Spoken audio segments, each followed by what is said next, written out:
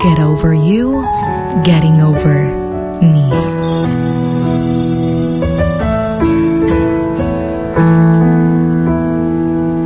Sometimes, well, babes, there might be things nga makaingon ta nga dali na ka makaget over ni ini tungod kay wala man daw kaayo mo'y attachment.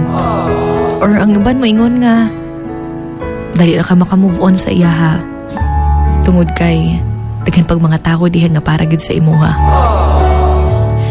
But for some people, hindi kasi ganoon kadali yung pagmamahal.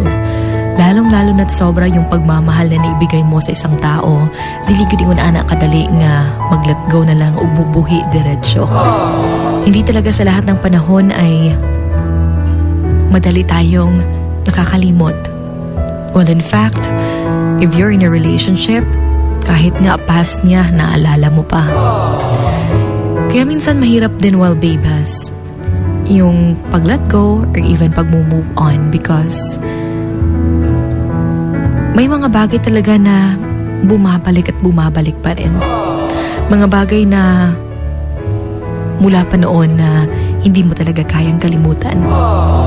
Although iniiwasan mo naman pero mabot gid sa point, especially if nabitaw ka sa point or sa situation sa mong life nga ikaw ra usa, wala kay gipang buhat, tapos dyan bumabalik lahat ng memories niyo together, dyan bumabalik lahat ng mga pinagdaanan niyo together, at dyan din siguro bumabalik yung feeling mo of longing sa taong yan, and you're also thinking at some point na baka meron pang chance na baka pwede pa.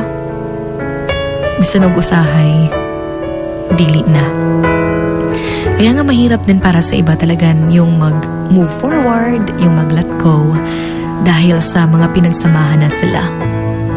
Yung sa mga pinagsamahan na nila, the bond, kumbaga, because it's really hard for us na bumitaw sa mga pangakong noon. Pareho niyong binuo. Sa relasyong noon, iningatan niyo pareho. I'll never get over you getting over me.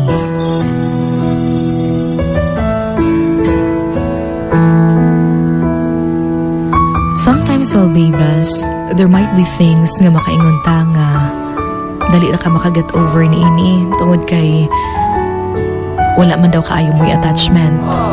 Or ang iban mo ingon nga dali na ka makamove on sa iyaha tungod kay daghan pag mga tao dihan nga para gid sa imuha.